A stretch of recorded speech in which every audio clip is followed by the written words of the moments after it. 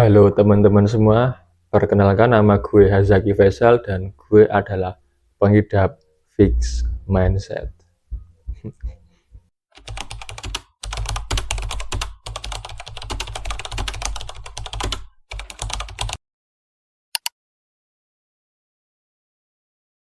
Jadi hari ini gue tuh mau buka-bukaan tentang sesuatu hal yang mungkin itu bisa relate sama teman-teman semua. Jadi dulu nih, sampai beberapa tahun yang lalu, gue itu adalah seseorang yang mengidap fixed mindset. Ya, betul sekali, fixed mindset. Nah, gue adalah orang yang selalu menghakimi gue sendiri bahwa gue itu nggak bisa. Gue adalah yang apa ya, ya pokoknya memandang rendah diri gue sendiri. Gue beranggapan bahwa sekerja keras apapun lo, seberjuang apapun lo, itu sama aja gitu loh, sama aja dengan orang-orang yang nggak berjuang. Jadi hasilnya itu seolah-olah itu udah takdir gitu, udah takdir sama yang di atas nih. Jadi ya lu ngapain berjuang, ngapain usaha itu, ngapain gitu loh, kayak ngapain bos, lu ngapain. Jadi ya itu, sekerja keras apapun lo, seberjuang apapun lo, kalau itu takdirnya udah ditulis, ya lu bisa apa bos, lu nggak bisa ngapa-ngapain gitu loh. Nah, itu pemikiran gue dulu memikir seperti itu. Gue juga tahu kalau lo mungkin udah pada familiar kan ya sama yang namanya fixed mindset. Nah, tapi mari kita coba review ulang, apa sih definisi dari fixed mindset itu sendiri, dan alasan apa sih kenapa kok fixed mindset itu bisa menyebabkan apa ya, seolah-olah gue itu kayak nggak berguna gitu loh. Dan apa sih titik awal kenapa kok gue itu harus merubah mindset gue dari fixed mindset menjadi growth mindset. Mari kita bahas.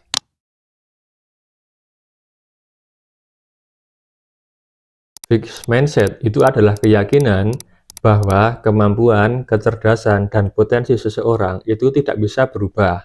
Orang dengan fixed mindset itu percaya bahwa kemampuan mereka itu sudah ditetapkan sejak lahir dan tidak bisa dilampaui. Nah, misalnya nih, lu itu kan nggak bisa matematika nih misalnya, terus lu berpikir gitu bahwa selamanya lu bakal nggak bisa matematika gitu loh. Lu nggak bisa ngitung, nggak bisa ya, pokoknya ekonomi nggak jelas lah. Lu berpikir bahwa oh, nilai gua stuck nih misalnya segini nih, ya lu bakal selamanya stuck gitu loh, nilai lu gitu loh. Atau contoh lain misalnya renang deh, lu nggak bisa renang, terus lu beranggapan gitu loh bahwa sampai tua lu itu nggak bisa renang. Terus kalau misalnya ada orang yang ngajak renang atau pengen ngajarin lu renang, lu itu udah takut duluan gitu loh. Takut lu kelelep lah, takut lu kebawa arus lah, takut lu nggak bisa, takut lu panik ya, yang kayak kayak gitulah, yang nggak jelas kayak gitu loh. Dan ya sama sih, dulu pemikiran gue kayak gitu loh.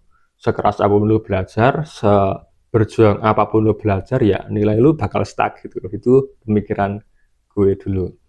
Nah, tapi sebelum jauh-jauh nih, gue pengen cerita dulu bos. Gue pengen cerita tentang masa-masa sekolah gue. Kenapa sih gue kok bisa nggak jelas itu gitu loh.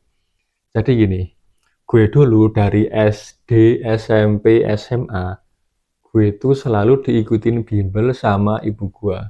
Mulai dari bimbel rumahan sampai bimbel yang kayak biasanya gitu loh. Kayak biasanya itu misalnya yang udah terkenal, misalnya Primagama, terus ada GO, Ganesha Operation, Ruang Guru juga pernah, terus Genius terakhir gue pakai yang kayak gitu. Nah, setelah gue bimbel ini itu banyak banget, setelah berbulan-bulan bahkan bertahun-tahun gue bimbel, hasilnya apa teman-teman? Ya, betul sekali, nihil. Nol bos, nol. Nol besar, kayak nggak ngapa-ngapain, tidak ada peningkatan sama sekali gitu loh. Nilai gue masih segitu-gitu aja, dan pada saat itu juga gue ngerasa kayak ya useless gitu loh. Gue ngapain, kayak buang-buang uang gitu loh, buang-buang uang ibu gue gitu loh bos. Soalnya kan sejatinya pas gue ikut bimbel itu kan untuk persiapan buat UN kan, buat mempersiapkan biar UN gue naik, nilainya bagus, terus gue bisa nyari sekolah, biar gampang nyari sekolahnya, biar enak gitu loh. Tetapi ya gitu, UN gue ternyata nggak naik sama sekali. Jadi nih, kalau nggak salah ya, dulu pas gue SD, nilai UN itu kan NIM kan ya. NIM gue pas gue SD itu kalau nggak salah 21. 21, 21. Kemudian pas gue SMP itu 22 bos. Cuma naik 1 poin. 1 poin. Nah, kalau misalnya di ini sih, dijambrengin ya di rata-rata. Kalau SD itu kan mapelnya 3. 21 bagi 3, 7. Jadi setiap pelajaran itu gua mungkin sekitar dapat tujuan lah. Itu pas gue SD. Terus pas gue SMA itu nilai gue cuma 22 bos. Padahal di SMA itu ada 4 pelajaran. Pokoknya 3 dari SD terus ketambahan bahasa Inggris lah. Kalau nggak salah sih kayak gitu. Jadi 22 dibagi 4, 5 lah ya. 5 koma ya mungkin. Ya itu. Jadi dari 7 sampai 5 koma. Ya 5 koma sekian lah. Kayak gitu. Jadi ya itulah. Dan ya gue nggak diterima di sekolah yang gue mau. Gue cuma sekolah di SMP deket rumah yang cuma seadanya. Dan di SMP itu unik-unik pak. Di SMP itu ada yang mabuk-mabukan, ada yang nyimeng lah, ada yang tawuran, ada juga yang ngajak berantem gurunya. Serius kan, ya pokoknya gitulah. Kemudian ada yang mau berantem sama pedagang es dawet nih, kan sering jajan kan kalau anak SD. Kemudian ada yang pap tete kesebar lah, ada pengeroyokan lah, dan lain sebagainya. Nah, pokoknya unik-unik lah. Berbeda dengan pas gue SD. Dulu kan pas gue SD itu kan ada di SD swasta ya. Ya mungkin karena itu lebih mahal. Dan teman-teman gue itu beda gitu loh. Ya mungkin karena bukan anak orang sembarangan juga kali ya. Ada teman SD gue dulu orang tuanya sebagai pengusaha juga ada, punya catering yang berkembang lah. Kemudian ada juga yang anaknya polisi, ada juga anaknya yang dokter. Jadi ya mungkin dari faktor parenting juga sih itu ada.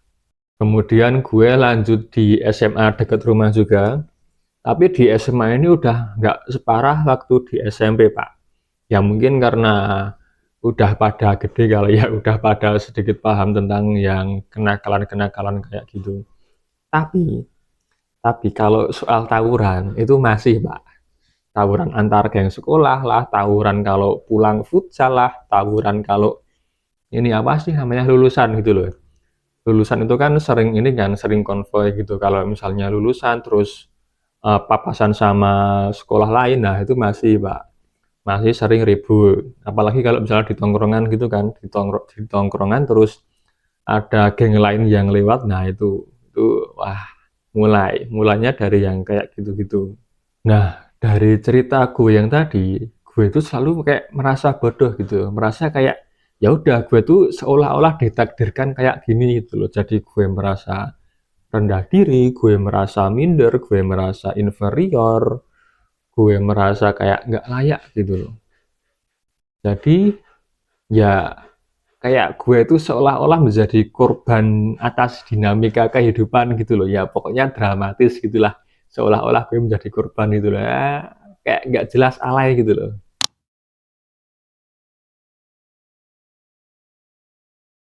Gimana sih tanda-tanda orang itu yang memiliki fixed mindset? Nah ini ada beberapa contoh fixed mindset yang pernah gue alamin. Yang pertama yaitu adalah takut gagal. Gue dulu takut banget sama yang namanya kegagalan. Jadi seolah-olah kalau gue gagal tuh kayak ya mungkin kehidupan gue tuh kayak berakhir gitu loh.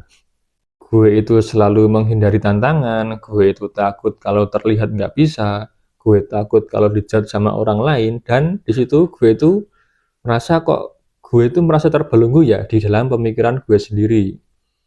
Gue itu jadi selalu merasa kayak nggak cukup pintar buat belajar sesuatu hal yang baru. Dan gue itu juga nggak pernah berusaha semaksimal mungkin gitu lah ya, karena gue tahu kalau hasilnya bakal sama-sama aja. Yang kedua adalah mikir orang lain itu lebih berbakat. Gue itu selalu ngerasa minder gitu loh sama orang yang lebih jago sama gue. lebih jago pelajaran lah, lebih jago dalam pergaulan, jago olahraga, jago buat dapetin cewek lah. Jadi gue itu kalau lihat orang yang jago dalam melakukan suatu hal, gue itu selalu menilai bahwa kemampuan itu tuh udah ada dari sononya gitu loh. Udah ada dari ya semenjak dia bayi gitu loh. Dan dia itu bisa memperoleh kemampuan seperti itu ya karena keturunan gitu loh, karena gen, bukan karena kok dilatih kerja keras belajar, enggak gitu loh. Dia itu punya kemampuan kayak gitu dari emak bapaknya, kemudian emak bapaknya juga dari kakek neneknya gitu loh. Jadi kayak ke atas terus ke atas, sono sono sono, ya udah fix gitu loh, udah paten, nggak bisa diubah-ubah lagi. Gue berpikir kayak gitu gitu loh.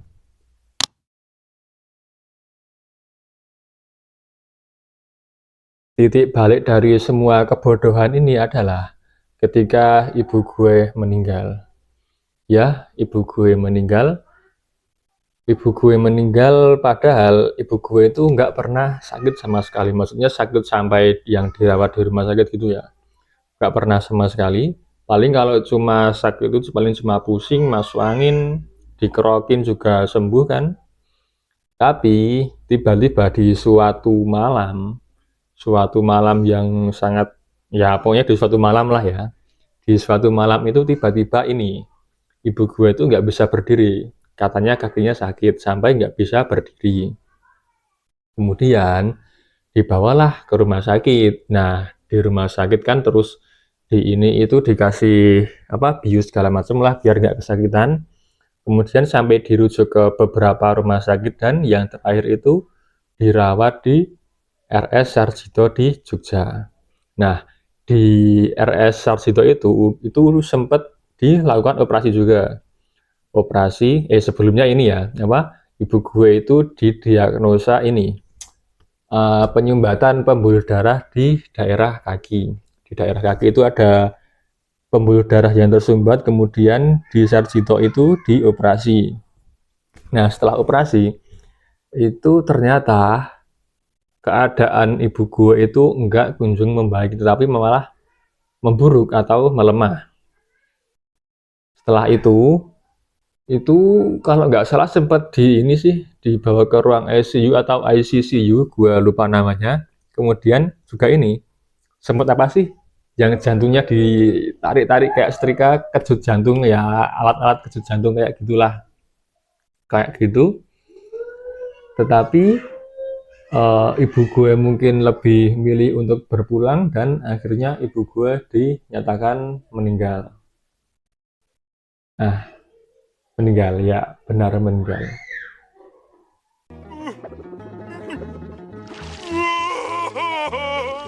Nah, peristiwa itu tuh menjadi pukulan terbesar bagi gue, atau mungkin bisa dibilang peristiwa itu bisa menjadi salah satu titik terberat, titik terendah yang pernah terjadi di kehidupan gue. Gue saat itu pas ibu gue meninggal, gue merasa kayak gue udah nggak ada pegangan lagi, nggak ada yang bisa nolongin gue. Terus kayak kehidupan gue itu seakan-akan berhenti gitu loh, dunia gue seakan-akan berhenti gitu loh. Gue nggak tahu ke depannya mau gimana, gue nggak mau apa yang harus gue lakuin ke depannya, gue nggak tahu gitu loh. Singkat cerita, gue kan lulus kan ya, pokoknya pas ibu gue meninggal itu gue masih kelas 3 SMA akhir lah ya, mungkin umur gue 17 18 lah, gue nggak tahu. Pas ibu gue meninggal tadi SMA kelas 3 akhir, tapi masih belum ujian, tinggal ujian atau apa gitu. Nah itu kan pas masih covid kan ya, covid kan online gitu loh. Jadi tambah bego gitu loh, pas sekolah offline aja nggak jelas apalagi online gitu loh, tambah on nggak jelas gitu loh, seperti itu. Nah singkat cerita, gue kan harus kuliah kan ya, berhubung keluarga gue itu dari background dalam tanda kutip ya berpendidikan. Ya BTW ibu gua dulu itu dosen, jadi mementingkan pendidikan. Gua sama keluarga gua juga dituntut buat kuliah. Dengan keterbatasan kemampuan gue yang dengan materi pelajaran yang masih tolol kagak jelas kayak gitu, gue dituntut harus kuliah di PTN di kampus negeri, karena kalau kampus swasta bisa tapi mahal, jadi harus di negeri. Dan pas gua lulus kelas 3 kan gua ikut ini kan UTBK kan ya, ikut SBMPTN, ikut UTBK, kemudian gua ujian. Tapi apa yang terjadi? Ya, betul sekali, gue nggak diterima di mana-mana. Gue udah daftar di PTN, gue udah ikut UTBK, ikut yang ujian mandiri, ikut ujian yang apalah itu, yang jalur SNMPTN juga nggak diterima sama sekali. Dan gue memutuskan untuk gap year. Nah, gap year inilah perjalanan gue dan pertarungan dimulai.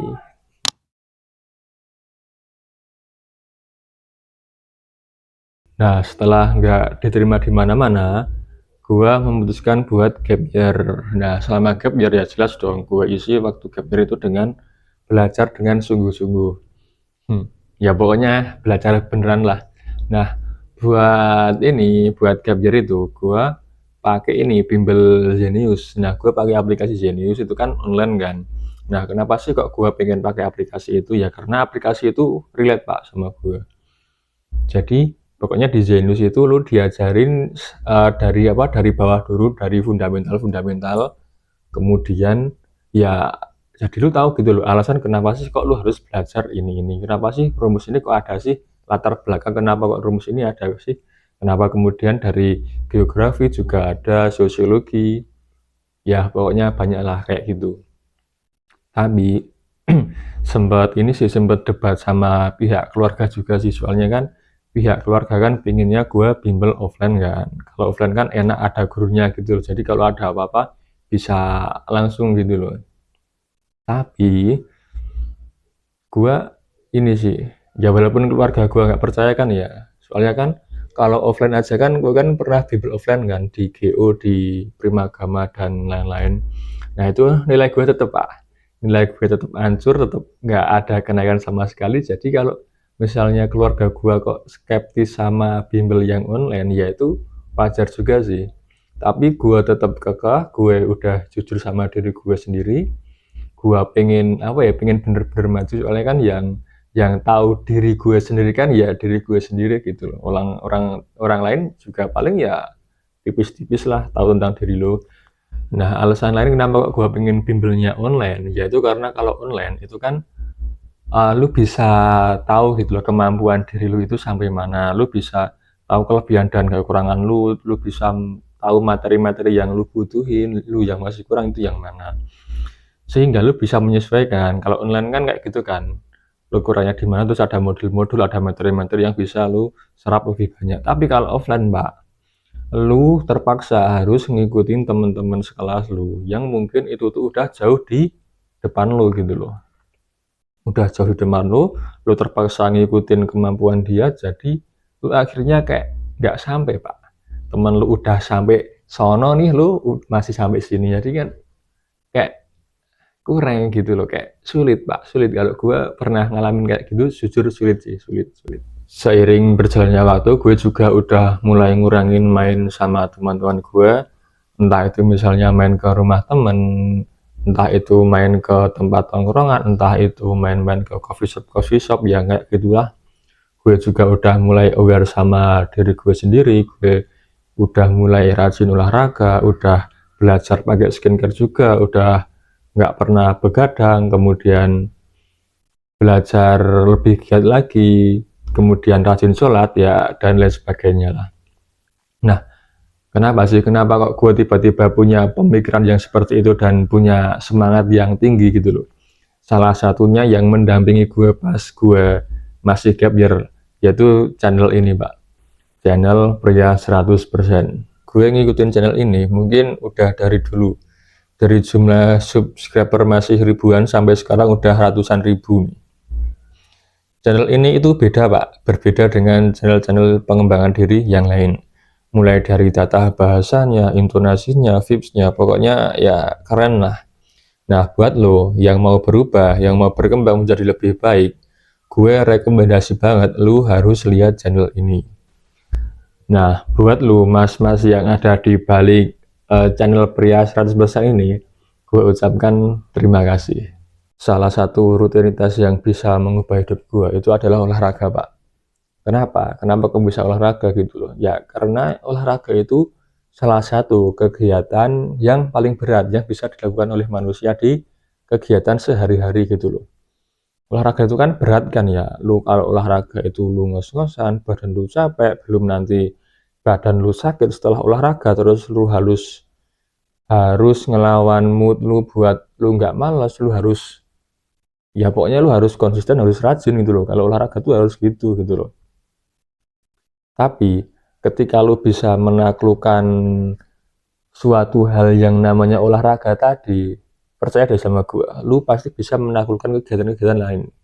Misalnya kayak belajar, bangun pagi, kemudian nggak begadang, misalnya lu sholatnya misalnya lebih rajin, lebih tepat waktu, lu jadi nggak gampang kegoda ajakan main sama temen-temen lu, ya yang kayak gitulah. Soalnya gini, ibaratnya nih, olahraga itu kan kasta yang paling tinggi nih, yang paling tinggi. Kasta yang paling tinggi itu olahraga gitu loh. Tapi kalau lu udah bisa menaklukkan kasta yang paling tinggi yang namanya olahraga, lu pasti bisa menaklukkan kasta yang di bawahnya gitu loh. Misalnya tadi kayak belajar ya, bangun pagi dan lain sebagainya gitu loh. Kalau lu bisa menaklukkan konsisten nih, lu konsisten olahraga, easy bos. Lu menaklukkan yang bawah tuh easy. Serius, gue udah pernah ngelakuin kayak gitu. Percaya deh sama gue. Nah, olahraga itu kan manfaatnya juga banyak banget gitu loh. Olahraga itu kan bisa mengurangi stres gitu loh. Gue dulu pas olahraga itu di sore hari. Kenapa sih kok sore hari? Ya karena itu salah satu itu Pak, stress release gue gitu loh. Caranya gimana? Ya itu dari pagi gue udah belajar dari bangun subuh, gue kan udah baca-baca materi, kemudian pagi sampai siang gue belajar modul-modul online, kemudian siangnya makan, setelah itu gue belajar lagi sampai asar. Nah setelah asar sekitar jam 4-an itu gue olahraga Pak. Nah ketika olahraga itu rasanya wah enak banget. Pokoknya stres-stres lu keluar lah, lu jadi plong, lu jadi lumut, lu jadi naik Pak. Olahraga itu kan salah satunya kan juga mengeluarkan hormon endorfin, yaitu hormon kebahagiaan. Ketika olahraga kualitas tidur lu juga lebih baik, lu jadi lebih nyenyak tidur, bangun pagi juga seger, kemudian badan lu juga bagus. Olahraga itu ya lu bisa tambah pede lah. Badan lu tambah bagus kan badan lu. Otomatis lu itu kan jadi tambah pede itu loh. Nah, ini gambar gua pas gua dulu. Ya kalau menurut gua sih itu udah bagus sih dengan kemampuan gua yang kayak gitu. Gua awal juga cuma coba-coba kan, tinggal gas aja. Punya suatu perkembangan yang kayak gitu ya menurut gua nggak buruk juga sih. Setelah gua melakukan rutinitas seperti itu, gue menyadari ada perubahan yang berkembang di dalam diri gua. Ya pokoknya ada perubahan lah. Mulai dari gue bisa tambah lebih fokus, kemudian badan gue jadi tambah lebih bagus, jadi gue lebih pede, nilai tryout gue jadi lebih naik, dan lain sebagainya gitu. Nah, singkat cerita, tibalah saatnya UTBK di tahun 2022. Nah, di situ gue kan kerjain dengan baik dan benar lah. Gue kerjain dengan sungguh-sungguh, gue kerjain dengan cermat, dan udah gue pulang. Walaupun pas saat itu masih rame-rame juga yang joki UTBK, joki SBMPTN. Di Twitter itu kan sempat viral kan ya, ada soal-soal yang bertebaran lah. Nah di situ gue udah ya udah sempat pesimis duluan lah, tapi gue pasrah dengan yang maha kuasa lah. Ya udahlah, kalau rezeki ya rezeki, kalau enggak ya enggak. Nah tibalah di pengumuman SBMPTN, dan hasilnya apa teman-teman? Ya, gue dinyatakan lolos di salah satu PTN yang ada di Jogja. Nah, alhamdulillahirabbil alamin. Nah, setelah itu gue gue mulai pede sama diri gue sendiri gitu loh, bahwa ya sesuatu yang dikerjakan dengan sungguh-sungguh, pokoknya sesuatu yang dikerjakan dengan maksimal itu akan menghasilkan hasil gitu loh, yang sesuai dengan keinginan kita. Karena gue percaya Kalau lu fokus di satu tujuan, lu kerja super keras, lu disiplin, lu pasti dapat apa yang lu mau. Lu bisa bend universe kalau your will. Karena gue dulu, kalau lu bilang, gue bisa kayak sekarang umur 22, misalnya gue umur 19 aja, gue bakal bilang orang gila. Gue gak percaya pasti. Cuman itu belief yang gue bener-bener pegang. Kayak misalnya 1 triliun, gue bener-bener percaya bisa dapat.